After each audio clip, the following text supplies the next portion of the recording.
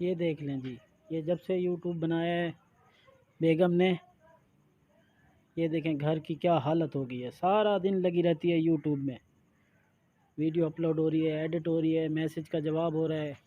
ये देखें घर में हर तरफ ये घास हो गया। ये देखें, ये घर की हालत है।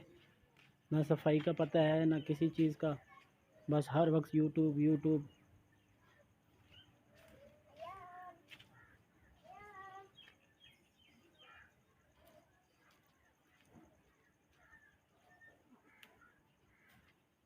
और ये पड़े हुए हैं हमारे,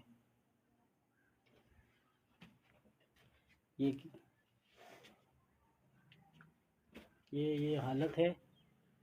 सुबह की जो नाश्ता किया था उसके बर्तन अभी तक पड़े हैं। कोई पता नहीं है मैडम को, बस हर वक्त यूट्यूब में घुसी रहती है कि चैनल को ग्रो कैसे करना है। ये वीडियो बनाने के बाद मैंने जब उसको वीडियो दिखाई है कि ये देखो मैंने यूट्यूब के लिए वीडियो बनाई है, तो अब उसने फिर सफाई कर दी है किचन की। ये देखें किचन अब साफ़ हो गया है और मुझे कहा है कि मेरी वीडियो नहीं डालना।